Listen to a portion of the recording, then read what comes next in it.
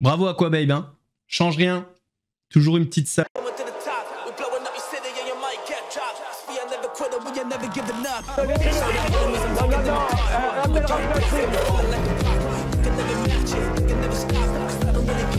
Vous fumez, monsieur? Le football, il a changé. Oui, peut-être. Et coucou les loupards, aujourd'hui je vais vous parler de mon partenaire secret qui me permet de gérer cette double vie de youtubeur. Entre mon travail, les 2 chaînes YouTube, la vie de famille, le sport, j'ai trouvé la solution pour rester au top, Oli. C'est simple, imaginez toutes les boissons que vous aimez, mais en version intelligente. Des iced tea trop bons, sans sucre et avec des vitamines, des boissons énergisantes qui vous font pas cracher grâce à la New Caf. C'est une caféine cristallisée de ouf qui remplace la taurine. Et même des boissons d'hydratation pour des sessions de sport. Le concept est génial. Des petits pots de poudre à mélanger avec de l'eau. Un pot, c'est l'équivalent de 50 canettes. Écologique et pratique, ça me permet de toujours avoir ma boisson préférée sous la main. En ce moment, je commence ma session YouTube avec du Peach Panther en version énergie. Et ensuite, je passerai au limon dans la gamme hydratation quand j'irai à la salle. Je sais que vous avez envie d'essayer bande de petits loupards et le mieux pour vous, c'est le pack découvert. Vous allez pouvoir essayer plein de goûts différents et trouver votre préféré. Avec le code MOUSSE5, vous avez 5 € de réduction sur votre première commande en suivant le lien en description. Et avec le code MOUSSE, vous aurez moins 10% de réduction sur les suivantes, toujours avec le lien en description. Comme d'habitude, merci Oli.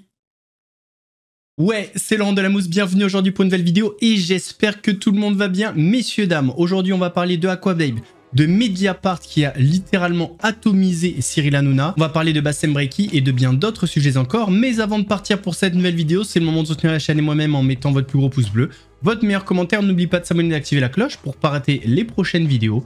On fait de même sur la chaîne principale, la chaîne Mousse. Vous avez une vidéo demain à 18 h. On me rejoint sur Instagram, sur TikTok, sur Twitch pour ne pas rater les lives du dimanche soir à 21 h 30. Et maintenant que tout ça est fait, on va chercher à boire, à manger, on se met à l'aise. Et moi, je m'occupe du reste. Mais avant ça, je vais boire un petit coup. On va commencer cette vidéo en reparlant de l'affiche sur Cyril Hanouna, une affiche qui a été faite par la France Insoumise et une affiche qui a provoqué un tollé puisqu'elle a été perçue, vue comme antisémite par pas mal de personnes. Sur le plateau de CNews, on a le journaliste Olivier Benkemoun qui a fait une démonstration pour prouver que l'affiche a été modifiée par quelqu'un, ce qui prouverait que c'est volontaire si l'affiche ressemble à l'affiche du film Le Juif éternel qui date de 1940, une affiche qui était clairement antisémite. Je parle de ça, moi je vais vous parler que techniquement parce que j'utilise beaucoup l'IA, notamment pour mes miniatures, donc je me permets d'aborder le sujet. Il y a un truc qui est très malhonnête de la part de ce journaliste, c'est concernant le prompt, les consignes qu'il va écrire. En fait, dans le prompt, lui, il va marquer « image énervée de Cyril Hanouna » avec des archétypes antisémites. Mais en fait, archétype antisémite, dans le prompt, ne sert à rien si ce n'est à induire en erreur l'opinion des gens et les faire penser que l'image est antisémite. Encore une fois, je juge pas si elle est antisémite ou pas. Je parle de la conception de l'image. Vraiment, là, on est purement technique. Donc là, en mettant le même prompt et en ayant enlevé archétype antisémite, on tombe sur les mêmes images, la même typologie d'images. Après, il y a un truc qu'il faut avoir en tête. Je l'ai déjà dit la dernière fois, mais là, si ça me convient pas, je peux régénérer. Et en fait, en régénérant avec le même prompt, à chaque fois, je vais avoir des images différentes. Et ce que ça change, c'est que peut-être que la personne qui a généré l'image a utilisé le même prompt, c'est-à-dire celui-là, et au bout d'un moment, au bout de 100 générations d'images, eh bien, il est tombé sur l'image qu'on a. Je parle de l'image de l'affiche. Tenez, c'est la 2e génération avec le même prompt, et on tombe sur cette image. Cette image en noir et blanc, par exemple, peut très bien correspondre à l'image de la France Insoumise. Alors attention, je dis pas qu'elle n'a pas été retouchée. Elle a peut-être été retouchée, mais la question aussi, c'est est-ce qu'elle a été retouchée pour ressembler à cette affiche antisémite de 1940? Est-ce qu'elle a juste été retouchée pour avoir un Cyril Hanouna encore plus énervé? Rien à voir avec des archétypes antisémites. Ça, j'ai pas la réponse. En tout cas, une chose est sûre, l'explication technique de ce journaliste, elle est à chier et extrêmement malhonnête, je trouve. Il y a quelques jours, il y a une vidéo qui a provoqué un tollé sur les réseaux. C'est celle d'un TikToker musulman qui s'est mis à réciter le Coran dans une église. C'était dans une église à Strasbourg et lorsqu'il a fait ça, il y a une paroissienne qui était présente qui s'est interposée et qui lui a demandé de sortir. Mais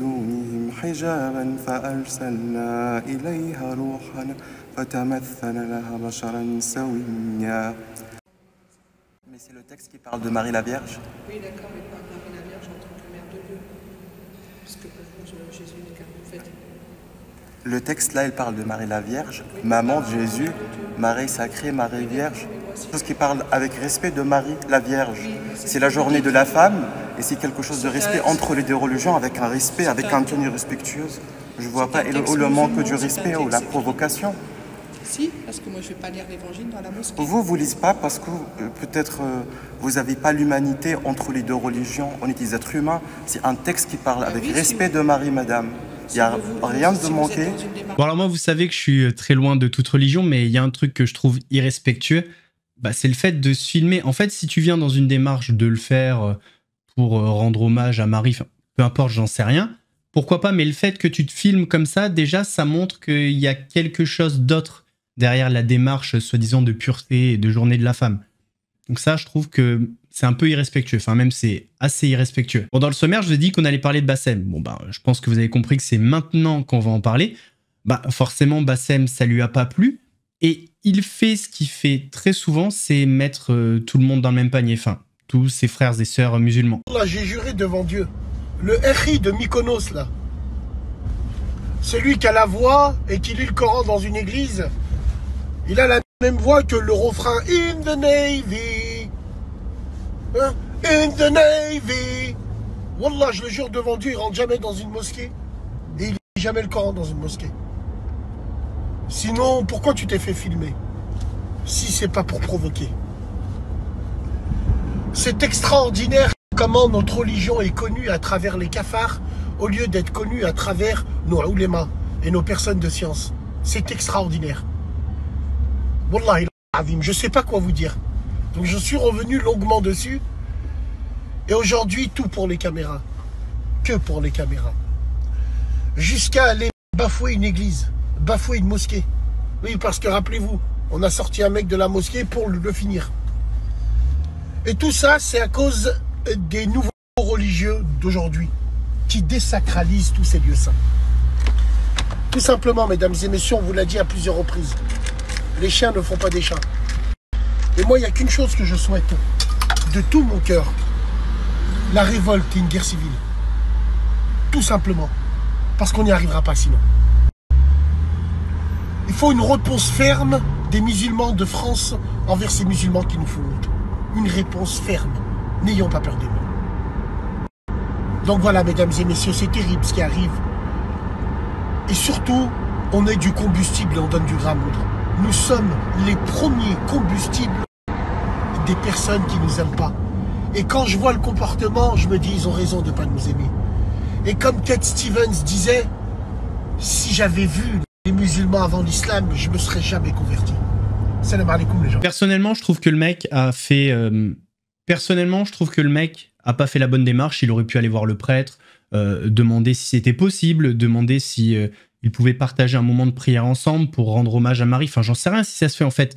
Mais il y a des choses à faire mieux que ce qu'il a fait, je pense. Mais en tout cas, une chose est sûre, ce mec ne représente que lui-même. Et c'est dommage qu'encore une fois, Bassem, voilà, mélange tout le monde. Mais bon, c'est que mon avis. On va parler maintenant de Aquababe, le lanceur d'alerte le plus merdique au monde, vraiment merdique. Hier, Aquababe a sorti donc cette photo, on voit une pièce d'identité avec marqué donc Antoine Griezmann et il dit « Est-ce donc le fameux moment de sortir du thé brûlant le concernant ?» Il fait un autre tweet en disant « Griezmann a été vu dans une chambre d'hôtel à Paris avec une autre que sa femme. Ma tante travaille à l'hôtel où il a séjourné. C'était mardi exactement. Je sais pas, c'est qui l'Espagnol ?» Donc lui, il tweet « Le 2 avril, il était à l'hôtel avec une Espagnole. Ma source m'avait envoyé énormément de photos et documents. » Sauf que, voilà, quand on regarde la pièce d'identité, il a censuré le nom, il est trop mignon, il est trop gentil.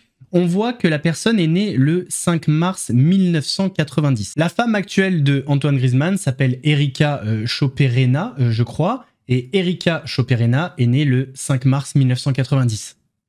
En fait, sur cette photo, c'est la pièce d'identité de sa femme.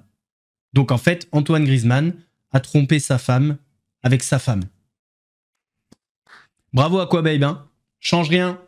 Toujours une petite salle. On va terminer sur les dernières révélations fracassantes de Mediapart concernant Cyril Hanouna. Menaces, insultes, passage à tabac dans les loges de TPMP, Menaces, insultes, passage à tabac dans les loges de TPMP, Mediapart vient de sortir une enquête sur Cyril Hanouna et fait de terribles accusations. Le journal d'investigation a publié ce mardi 18 mars un long dossier consacré à l'animateur de 50 ans qui se retrouve accusé de faits extrêmement graves. Si plusieurs personnalités comme Alain Chabat, Julien Cazard, Michel Simès, Yann Barthès ou Arthur ont été menacés ou insultés, des chroniqueurs ont déjà également subi les foudres du trublion du PAF. C'est le cas de Mathieu Delormeau qui le 13 février 2023, quelques émissions avant son départ du talk show, aurait eu une violente altercation avec Cyril Hanouna lors de la pause publicitaire. Mediapart a consulté un extrait audio de ce jour-là dans lequel on entend l'animateur lancer « Je te le dis, on n'est pas chez ta mère ni chez ton père, t'aurais pas été mon ami, sur la tête de ma mère, on est dans la rue, je te mets en sang » avant de conclure par un « Je te jure, je vais te frapper ». Plus grave encore, Mediapart révèle que le 2 octobre 2019, Malik Bentala est venu sur le plateau de TPMP faire la promotion de son dernier spectacle, mais en coulisses, son agent de l'époque, Sofiane Mejo, se serait fait tabasser dans la loge de l'artiste par des hommes de main. Le manager de l'humoriste aurait été en conflit avec Jean-Rachid Kalouche, un producteur et ami proche de Cyril Hanouna qui aurait été présent sur place au moment de l'agression. Alors ils ont révélé ça, mais pas que. Il y a par exemple aussi une chroniqueuse qui était payée sans travailler. On a encore un cas assez fou, c'est celui de Loana. Rappelez-vous quand elle est venue sur le plateau témoigner de son viol. D'ailleurs, certaines personnes s'étaient un petit peu moquées de son allocution à l'époque, rappelez-vous. Eh bien, sachez qu'elle a été payée 3 000 € pour venir sur le plateau. Donc en fait, ils l'ont payée pour l'humilier. Alors pour l'instant, voilà, c'est qu'un article, c'est des révélations, ça ne m'étonne pas, mais j'aimerais en avoir un peu plus. J'aimerais avoir les preuves de tout ça. Par exemple, pour Mathieu Delormeau, on pourra avoir l'enregistrement audio. Bon, après, dans tout ce qui a été révélé, rien d'étonnant. Enfin, il n'y a pas un truc où je me suis dit « Ah bon, ouais, le truc de fou ?» Non.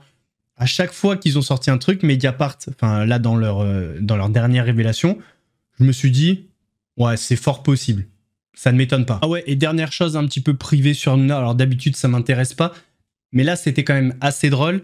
Dernièrement, vous savez que Cyril Hanouna a beaucoup critiqué Emmanuel Macron, notre président de la République, notamment à la suite de la décision de ne pas reconduire le canal de diffusion de C8. Il a martelé que c'était une décision politique et s'est montré assez critique vis-à-vis du président. Eh bien, regardez avec qui Cyril Hanouna serait en couple. Cyril Hanouna en couple avec la fille de Brigitte Macron. C'est une véritable bombe qui vient de tomber sur la planète People ce matin, car le journal Paris Match a révélé, preuve à l'appui, que le trublion du PAF partagerait la vie de Tiffaine Nozière depuis plusieurs mois. Les deux se seraient rencontrés le 27 mai 2024, jour de sa première apparition dans Touche pas à mon poste pour faire la promotion de son premier roman, et directement ça aurait été le coup de foudre. Charmé par l'avocate et son talent face caméra, Cyril Hanouna lui propose rapidement une chronique judiciaire hebdomadaire à partir des vacances de la Toussaint et elle accepte, ce qui va lancer leur histoire qui paraissait pourtant totalement impossible. Paris Match affirme qu'au fil des apparitions en plateau, un lien aurait commencé à se créer ces derniers mois et l'animateur et sa chroniqueuse auraient commencé à multiplier les rendez-vous téléphoniques puis les dîners en tête-à-tête au restaurant en toute discrétion, comme ce jeudi 13 mars où ils ont été paparazzés dans un établissement du 8e arrondissement parisien avant de repartir chacun de son côté devant les caméras. Selon les informations de Paris Match, Tiffaine Nozière aurait informé l'Élysée de cette relation durant ce mois de mars, ce qui aurait créé une immense stupéfaction, mais Brigitte Macron aurait de son côté fait preuve de compréhension et soutenu sa fille. Donc actuellement, le beau-père de Tiffaine Nozière est président de la République, et peut-être que son nouveau copain, futur mari, on ne sait pas, sera le nouveau président de la République. Enfin, j'espère pas. Messieurs, dames, on arrive à la fin de cette vidéo, j'espère qu'elle vous a plu. Si c'est le cas, votre plus gros pouce bleu, votre meilleur commentaire. On n'oublie pas de s'abonner et d'activer la cloche pour ne pas rater les prochaines vidéos. On fait de même sur la chaîne principale, la chaîne Mousse, où demain vous avez une vidéo à 18 h. On me rejoint sur Instagram, sur TikTok, sur Twitch pour ne pas rater les lives du dimanche soir à 21 h 30. Nous, on se donne rendez-vous demain pour une nouvelle vidéo actuelle. En attendant, prenez soin de vous. Laurent de la Mousse vous salue.